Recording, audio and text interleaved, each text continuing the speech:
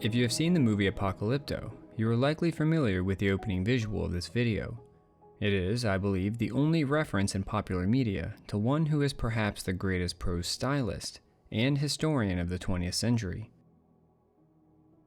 His name is Will Durant, and of the great minds who have contributed to my academic and personal development, there is no other, save Spinoza, who has had such an impact. Though he is certainly not one who most of my viewers will recognize immediately, I hope to do my part in bringing to light, here in the 21st century, the life and philosophy of this man. I firmly believe that others will find his words as impactful as I have, so I hope you will join me. Born November 5, 1885 in North Adams, Massachusetts, and given by utter coincidence, perhaps fate, the name William James Durant.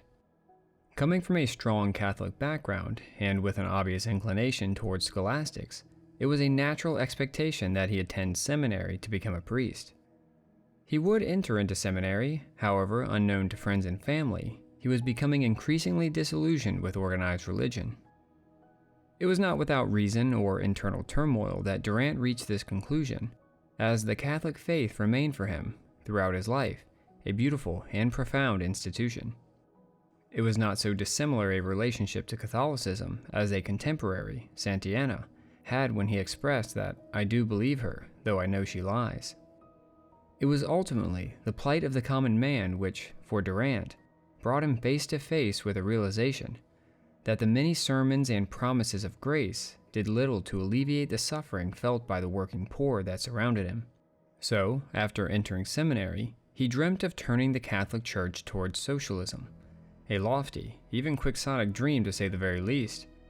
But as fortune would have it, a Jewish philosopher, Spinoza, would help to rescue him from his utopian ideals. Beginning in 1910, he began work as librarian at Seton Hall College. Durant himself tells us how it was here that while working long hours he would strategically place the ethics of Spinoza under his Bible, wondering when he, like Spinoza, would have the courage to liberate himself and leave the seminary. This time would come the following year in 1911, and to Will's surprise, when he approached the head of the seminary, a man he dearly loved and respected, with the news of his impending resignation, he was met with a gentle understanding, which was the true spirit of Christianity. Taking out all the money he had and giving it to Durant, he expressed that he understood his feelings and accepted his resignation without excoriation. When I think of him, all philosophy and history become trivial besides the fact of human beings, said Durant. He did, however, ask him if he would stay on as professor of Latin, French, English, and geometry, which he consented to. He would remain here as professor for 2 years, after which he left Seton Hall and accepted a position as teacher at the Ferrer Modern School, a sort of experimental school for libertarian education. It was here he fell in love, and eventually, following the consent of her parents, married one of his students named Ida Kaufman, though we know her as Ariel, a name Will often called her, which later became her legal name. From 1913 to 1917, Durant studied under Professors Woodbridge and Dewey at Columbia University, with a major in philosophy. He would persist in his ideal to bring philosophy to the common man by completing his PhD. His thesis, Philosophy and the Social Problem, argued against a philosophy which focused too strongly on metaphysical and epistemological clouds, and for one that made its primary objective social utility. It was while working towards the completion of this degree that he began giving lectures twice a week at Labor Temple. He would give these lectures for 13 years, and even founded the Labor Temple School, which provided educational opportunities for immigrants and those too poor to hope for a college education. During his time giving these lectures, he would have an unexpected run-in with a man who would forever alter his and Ariel's life. This man was Emmanuel Julius, an acquaintance of Ariel's who was working on a series of little blue books for publication. So impressed was he by Durant's lecture, he asked him to turn it into one of these books. He would at first decline, though an advance of $150 would quickly shift his perspective.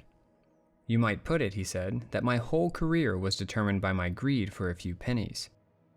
He would write for Emmanuel many of these little blue books, and would eventually ask for permission to turn them into a singular volume, naming it The Story of Philosophy. Surprisingly, it would rapidly ascend to the New York Times bestsellers list, marking Simon & Schuster as a premier publishing company, and Durant as a leading voice in the world of prose. With this newfound fame and financial independence, Will was able to retire from teaching, 1927, after which he began one of the most ambitious undertakings in the history of American, perhaps even world literature.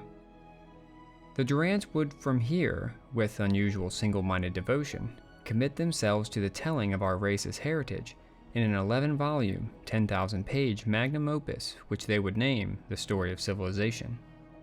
Though they labored at this for over half a century, it was not until the 7th volume, 26 years in, that Ariel's name appeared next to Will's as co-author. It had taken me 6 volumes to discover that she was really co-author, that she had entered into the process of every stage of the game, and I had really been selfish in putting my name alone on the title page. It was a monumental achievement, one which would be completed in 1975. In an interview, which is available for all to view, Will gives his perspective on this achievement. I think we tend to exaggerate the importance of what we do. I like to have a minimum of delusions about that. I shall be very happy if people still know our name when we die. The Durants' journey would come to an end in 1981. Separate dates are not needed, as their death would come just 2 weeks apart. They had been married 68 years.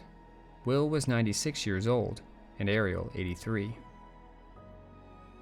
It should not surprise the viewer that Durant saw education as the very lifeblood of civilization, without which we would, within just a few generations, return to the barbarism of times left undocumented. With all of our modern-day luxuries, it is higher education which eclipses all as modern civilization's greatest achievement. What did Durant believe education to be? Let him tell you. Consider education not as the painful accumulation of facts and dates and reigns, nor merely the necessary preparation of the individual to earn his keep in the world, but as the transmission of our mental, moral, technical, and aesthetic heritage as fully as possible to as many as possible for the enlargement of man's understanding, control, embellishment, and enjoyment of life. If progress is real, despite our whining, it is not because we are born any healthier, better, or wiser than infants were in the past, but because we are born to a richer heritage, born on a higher level of that pedestal which the accumulation of knowledge and art raises as the ground and support of our being. The heritage rises, and man rises in proportion as he receives it. To this he adds encouragement for all those with an inquisitive mind or technical specialty, to share their knowledge with those who seek it. If we are amateurs in the realm of teaching, that is forgivable. We are all imperfect teachers, but if we have advanced the matter a little and have done our best, it is enough. Let us begin then with Durant's views as it pertains to the role and efficacy of organized religion. His commentary centers primarily around the Christian faith, as it was the one to which he belonged and had the most familiarity with. It is true that he was a skeptic of many tenets of the Christian creed, though he had always remained reverent of its beauty and utility, a Catholic from the neck down, as he would remark in a book written later in life. He lamented the decline in Christianity as the profoundest tragedy in modern Western history, a far deeper moment than the Great Wars or the competition between capitalism and communism. This belief was rooted in the view that religion played a significant role in controlling man's inherited disposition to follow those instincts of pugnacity, sexual promiscuity, and greed, which may have been necessary in the hunting stage of human history, but which needs a variety of controls in an organized society. There is also the comforting role organized religion plays in the lives of those who follow its allure. This is especially true of the poor or disheartened. Throughout history, they have sought consolation in supernatural beliefs, dignifying themselves by association with mystic powers, and tempering the sting of poverty with hopes of a better fortune in another world. When these beliefs dry up, it is almost a necessity that something take their place. It was Durant thoughts that this thing was society. Utopia comes up as heaven goes down. Religious tradition in the West often, many would agree, has deserved the criticism new generations direct its way. The Church had overlaid the incomparable ethics of Jesus with a complex structure of incredible dogma echoing St. Paul and mostly unknown to Christ, and with an omnipresent incubus of organization and theocratical police lying heavy upon the human mind, ready to stifle any independent thought by using the power of the state to imprison, confiscate, and kill. Despite this, Durant was wary of utopian ideals ensuring peace and security to all irrespective of a religious moral code, and believed that science and philosophy had not yet risen to the challenge of creating a moral code which could rival that offered to the common citizen by organized religion. Durant understood morality to be the consistency of private conduct with public interest as understood by the group, meaning he did not believe that morality declines or degrades, but rather that it changes. The word moral stems from the Latin morus, meaning convention, practice, or custom, and what is considered moral will depend upon the morus, custom, or standards prevailing in a group. From the Enlightenment until his era, he believed that one of these epochs of change was occurring, accelerating rapidly at the dawn of the Industrial Revolution. The moral life is unnatural. We are equipped by nature for a hunting life in the woods and fields, rather than a mechanical life in cities and factories. But the problem of moral degradation must be solved, for in the last analysis, morality and civilization are one. Let us move on to Durant's view on metaphysics and the human soul. I believe a few definitions will be a helpful beginning.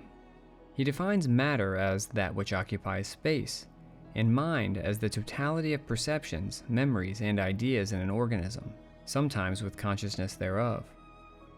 Since he does not sense or perceive the mind as occupying space, he concludes it to be immaterial. It embraces a mile with no more effort than in contemplating an inch. He accepts an idealism that the world is in fact only known to him through his personal perception, but wholly rejects that the world around him is his idea. When the individual experiences a sensation, the mind transforms it by locating it in time and space. These sensations have material correlates in the nervous system, but they are something added to these correlates.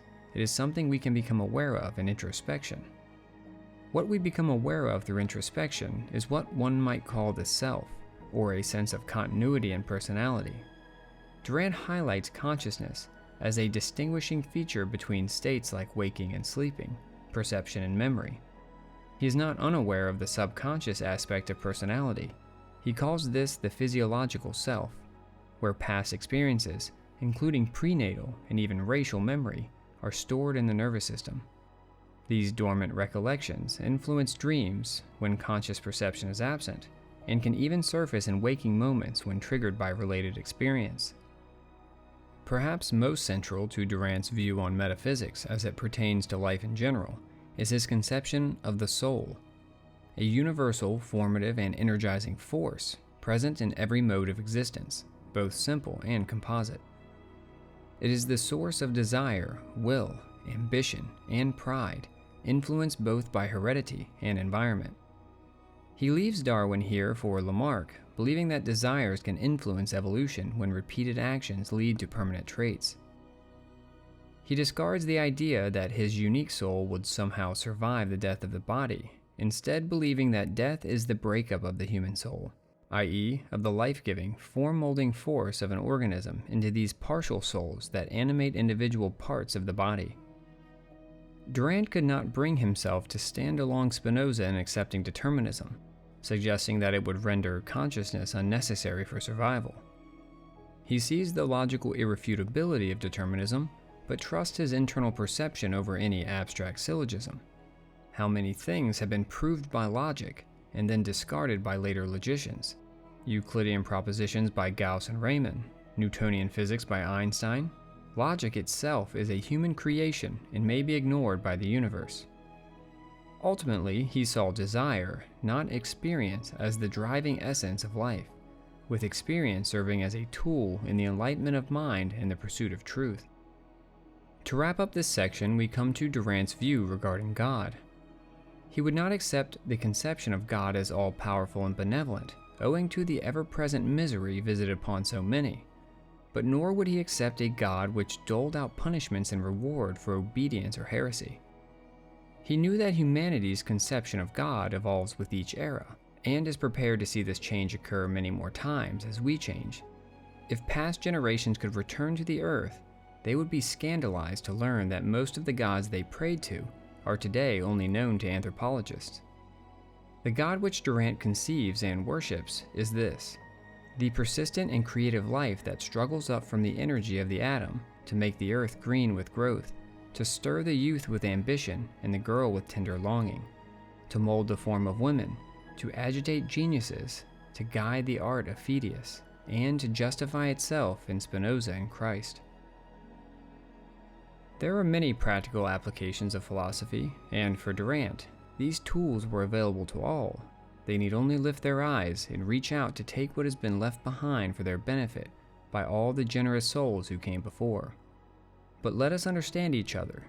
You must not expect any material gain from this intimacy with great men. Some lucre may flow incidentally in later years from the maturity and background that you will win, but these dividends, like those of the insurance companies, are in no way guaranteed. Said more pithily, truth will not make us rich, but it will make us free. What is most valuable among the uses of philosophy is exactly that which draws us ever onward to the discovery of her secrets: curiosity and the lust for understanding. We want to seize the value and perspective of passing things, and so to pull ourselves up out of the maelstrom of daily circumstance. We want to know the little things are little and the big things big before it's too late. We want to see things now as they will seem forever in the light of eternity. If one makes the attempt with an earnest curiosity and desire to understand, then wisdom is sure to follow, though he also recognizes that there is no shortage of philosophers and intellectuals who seem to be devoid of such wisdom. When one begins to determine if philosophy is an endeavor worth their time and energy, there is a question not without merit, and one which deserves an answer.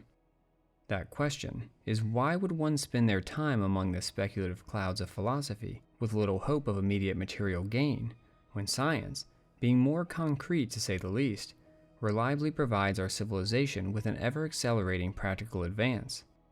Well, to Durant, all hard science was at one time philosophy. It is philosophy which accepts the hard and hazardous task of dealing with problems not yet open to the methods of science.